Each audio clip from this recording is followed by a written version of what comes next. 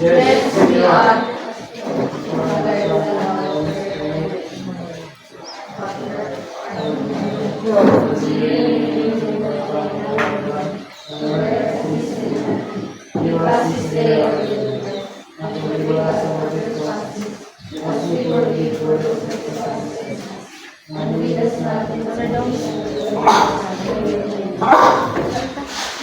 So good morning, class. Good morning, ma'am. So you now take your seat. How are you doing today? Are you feeling good? Are you feeling good? Yes, ma'am. Okay, so before that, may I request everyone to please pick up some pieces of paper under your chairs if there is any. And well done. Now let's check your attendance. Class monitor, is there any absent today? Is there any absent today, class monitor? No absent. So let's give yourselves a round of applause for being absent. So now, class, what will you do if we are already starting with our discussion? May I request everyone to please read?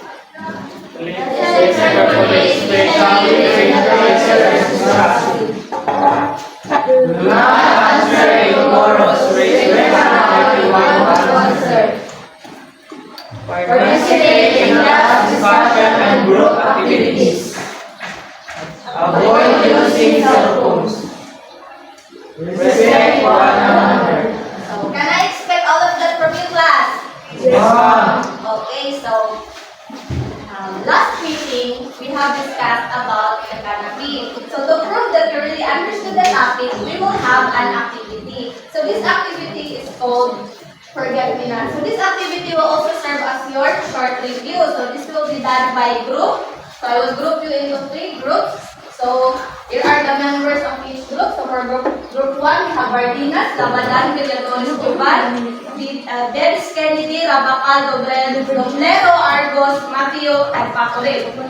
For group 2, we have Lau, Aznar, Villadores, Bebis, Nikki, Suarez, Ricoperto, and Rabagos. So for group 3, we have Sicontes, Pigar, Tormes, Piel, Tiquilio, Rizzo, Amar, and Lumbo. So group 1 will stay here, group 2 will stay there, and group 3 will stay over there. So may I request everyone to go to their respective group at the count of 5, 4, 3, 2, 1, and 1.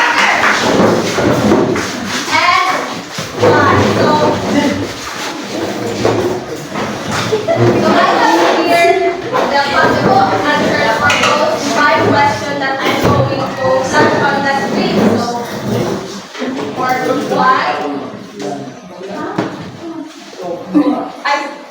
sorry, group 2, for group 1, group 3, representative.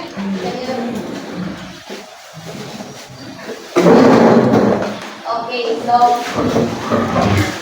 tanggalin niyo ang kuan, i-complete niyo ang pagpadalin niyo mga raised answer.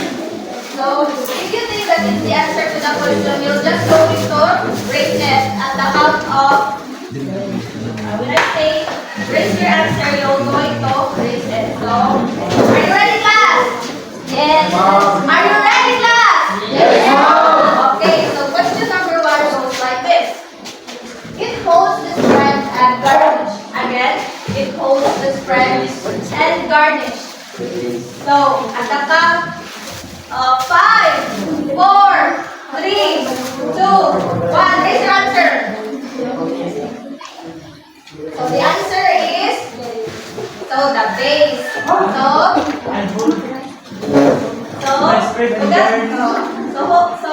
the right answer? So the group 1 and the group 3. So because of that, we'll give them a 1 burger.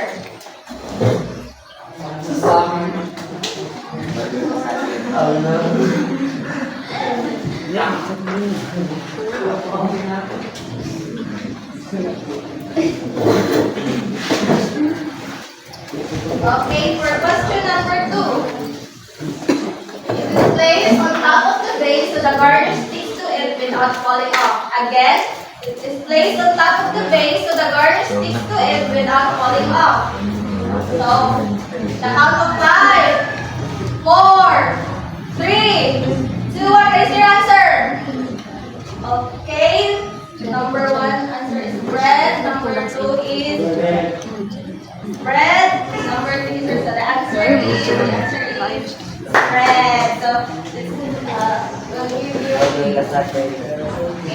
The partial score. The group 1 already have 2 burgers. The group 2 1 and the group 3 have 2 burgers. Question number 3. Any food item or combination of items placed on top of the spread, which usually is color, design, and texture, flavor, accent of the canopy. Again, any food item or combination of items placed on top of the spread, which usually gives color, design, texture, or flavor, accent of the canopy. The count of 5, 4, 3, 2, 1. Raise your answer. Okay, you all got it right. So another burger for you guys. Okay, for the fourth question. It's made from softened butters with flavoring. Again, it's made from softened butters with flavoring. Answer your question. Raise your answer. At the count of 5, 4, 3, 2, 1. Okay, very good. You all got it right.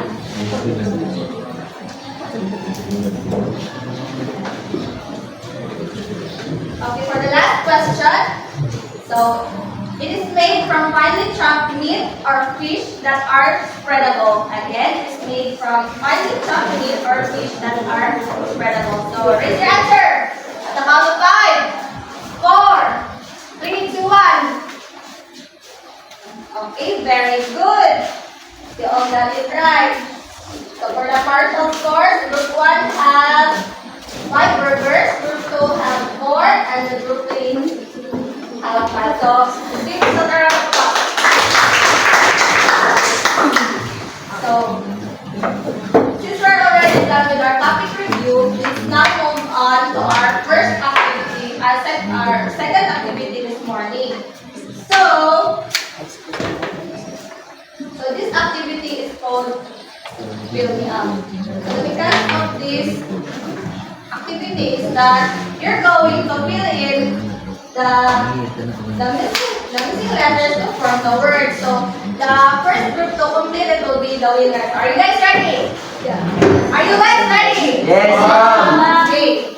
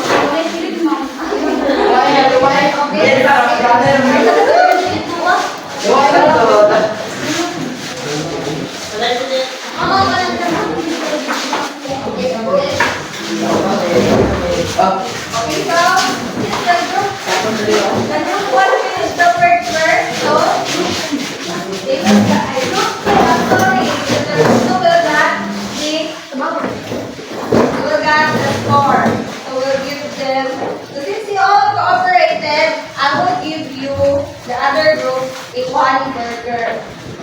So, finish this first. So, I'm going to give you 3 burgers. And for the other group, if you all cooperated in activity, I will give you 1 burger.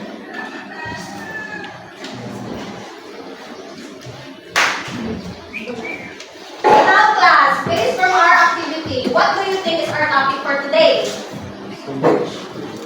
Yes, Mr. Bardinas? No sandwich. Yes, sandwich. How about the others? Who have an idea? Yes? Basic components of sandwich. Yes, you got it right. So our topic for today is all about the basic components of sandwich.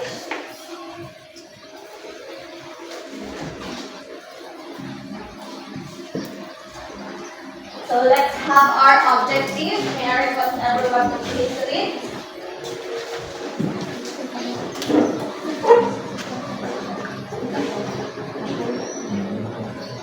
So may I request everyone to please read?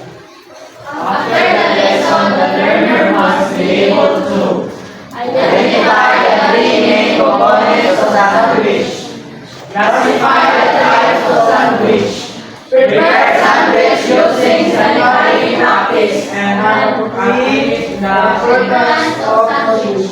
Okay, thank you. So now I have here a video that I prepared for you to watch, and I want you to be very observant of it because after I will ask you questions that can be answered by group. So one representative of each group. Am I clear, class? Mom. Am I understood? Yes, ma'am. Are you ready? Yes, ma'am. Okay. So let's watch it. Back.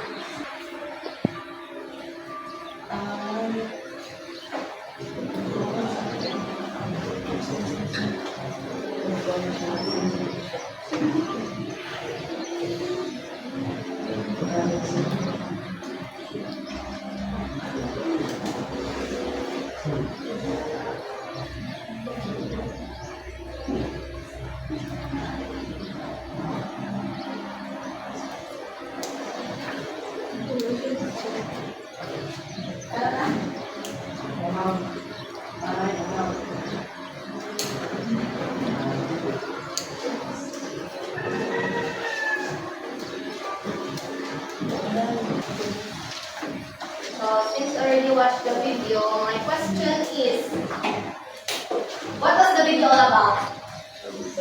Anyone? Yes, Barbina? May pag-usapan ko sa sandwich. Oh, very good. You're right. So with that being said, who of you here can enumerate the ingredients being used in the video? Who can enumerate? As what you have observed in the video, diba? They use ingredients. So what are those ingredients? Yes. Sandwich. The ingredients. Yes, Yes, tomato. You're right. Tomatoes. Very good, you got it right. So, the ingredients being used in the video were the bread, the lettuce, the tomato, the fried egg, and there are also some spreads like mayonnaise and butter, and the ham. So, with that being said, our topic for this morning is about the components of the basic components of sandwich. So first, let us define first what is sandwich. So here it states here that sandwich is a food that has 2 or more slices of bread or a split roll with a filling in between. So it is very clear in the definition, right? So my question is, ma'am, can you still consider it as a sandwich if you only have 1 slice of bread and your filling or your topping is on top of it? Can you still consider it a sandwich? Is it a yes or a no? Yes. Who says it's a yes? Yes. Who says it's a no? Wala? Again, who says it's a yes? Okay. Who says it's a no? Okay, so we'll find that out later. later as we go deep into our discussion. So sandwich has basic components. It has three basic components. So first is we have the structure or base. So it is the part upon which the ingredients are being placed. So basically, it talks about the bread where the fillings and the toppings are being placed, and also the bread holds the fillings. So fillings.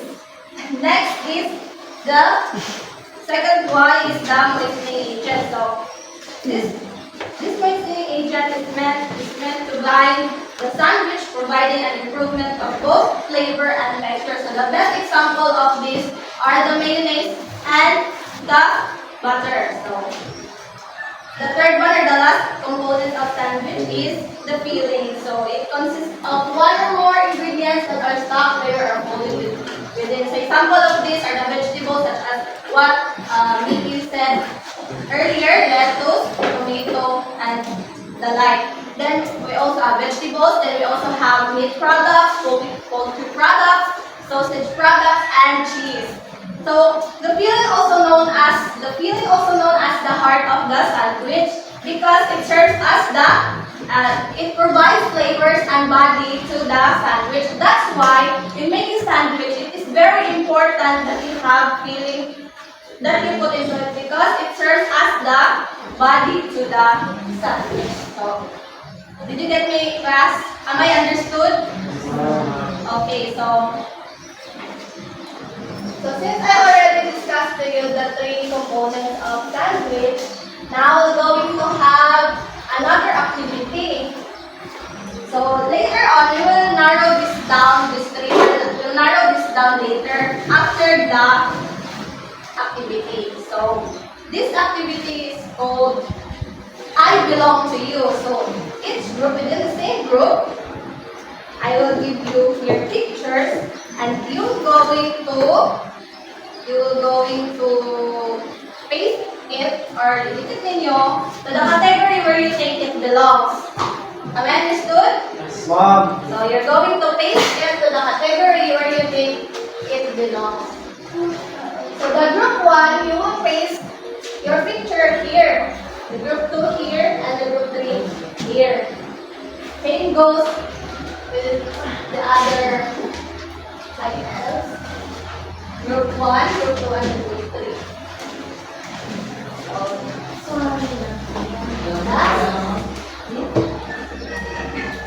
So for the group 1, group 2, group 3.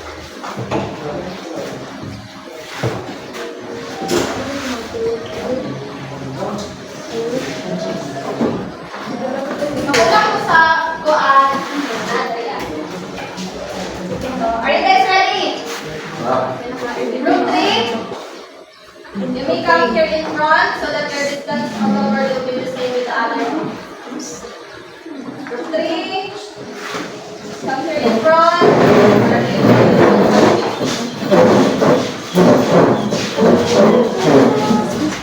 Okay. Right speaking. Okay. So, I will give you 2 minutes to finish the task.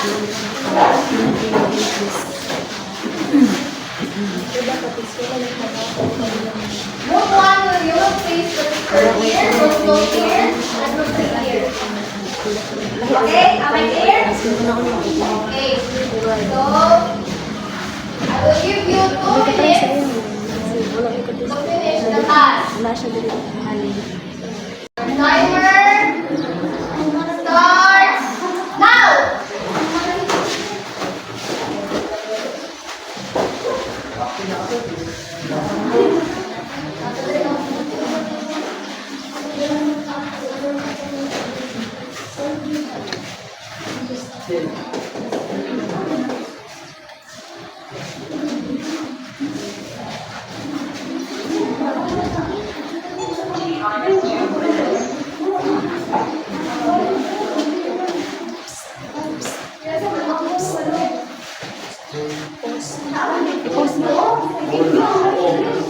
Are you okay? Are you ready for the activity class?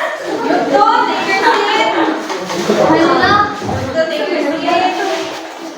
Okay, so now we're going to proceed or continue our discussion on it, and you will see for yourself if you got the answer, correctly. Taro! So, okay, so to continue our topic, so, di ba I told you the three basic components it has three, the structure base, the moistening agent, and the filling. So under the structure of the base, I told you it is the bread. So in types of bread, we have 5 types of bread. So first, we have the yes bread. So under the yes bread, yes bread also the common types of bread in making sandwich. So under the yes bread, we have the white bread. So these are long rectangular loaves that provide square slice. It is one of the most versatile sandwich breads. Why is it called a versatile bread? Because it goes so well with everything in making sandwich and in toasting. So the next is we have the whole wheat bread. The whole wheat bread, so it is a classical bread for sandwiches. It is nutritionally superior to white bread. Also, whole wheat bread is more compact in texture, and as you can see, it is brownish in color. So for next is we have the rye bread. So rye bread is stronger tasting bread than white and whole wheat bread. So this type of this hearty flavor bread is it also goes well with many meats and condiments. Then the next type of bread we have the buns and rolls. So first we have the sandwich roll, it comes on all sizes, shapes and textures, and it is the softest. It includes hamburger buns and hot dog rolls. So have you ever tried hamburger buns? Have you ever tried hamburger buns and hot dog rolls? Yes? The one that's available in the burger. Have you ever tried it? Ha? Nakatry wala? Yes. Right. So, next is we have the French and Italian bread. So this bread includes the sourdough and ciabatta stick horizontally. So this types of buns and rolls is perfect if you want some grilled sandwich like that. So the next we have pita or the flat bread. So pita, it comes in both white and whole bread. As the flat bread bakes, it pops out, forming a pocket that is perfect for stuffing. Next is we have the focaccia. It is a flat Italian bread. So this focaccia is a cousin of pizza. It is just focaccia is much thicker than pizza. Get me? Mas thick lang siya kaysa sa and it is very rich in olive oil. So next we have lavash. It is a small rectangular when softened in water. So this can be used in pinwheel shaped sandwich. So, yan is for nyo.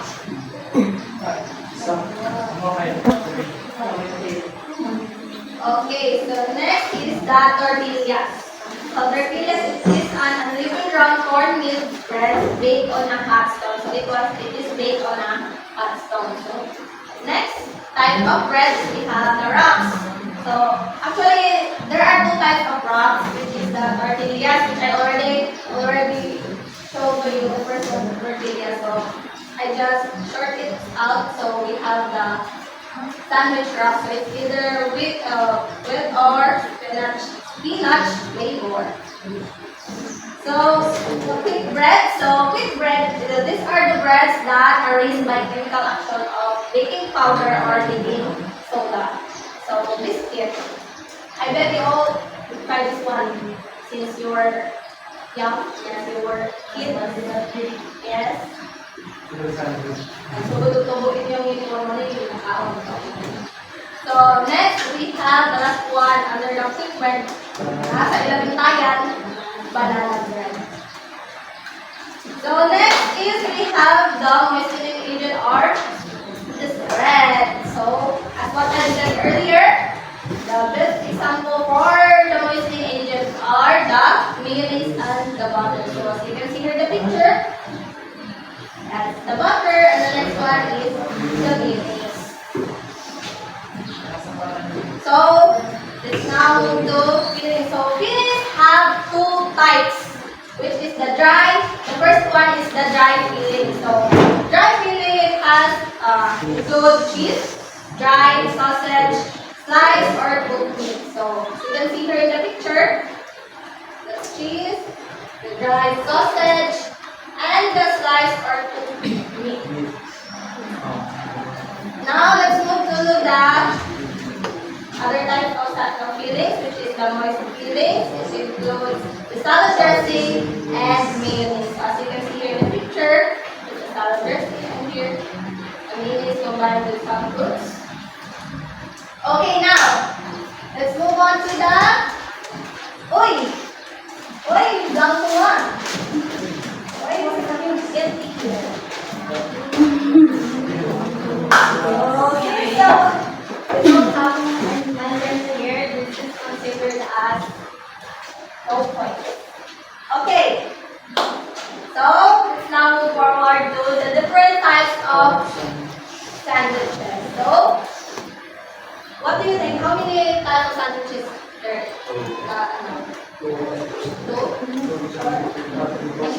Yes, you got it right. There are two types of sandwiches. First is we have the cold sandwich. After the cold sandwich, we have the open face sandwich. So it makes use of one kind of bread with a filling on top. So let's go back to the question that I asked you first earlier. That can you still consider it as a sandwich,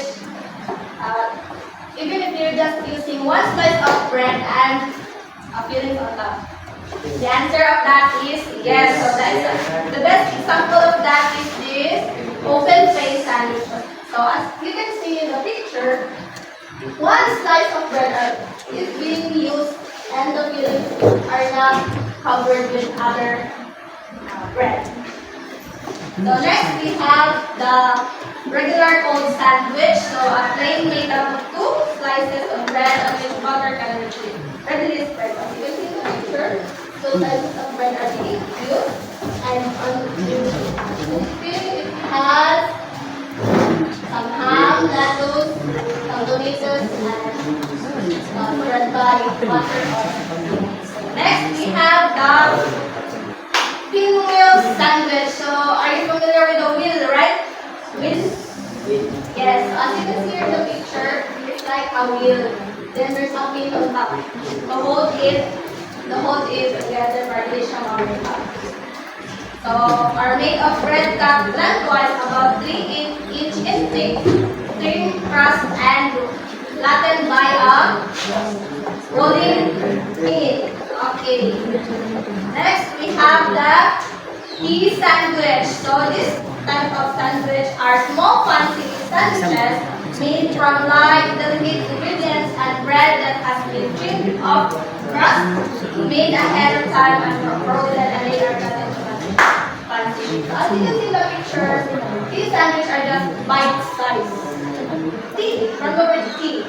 So it's best for some small get together with your friends.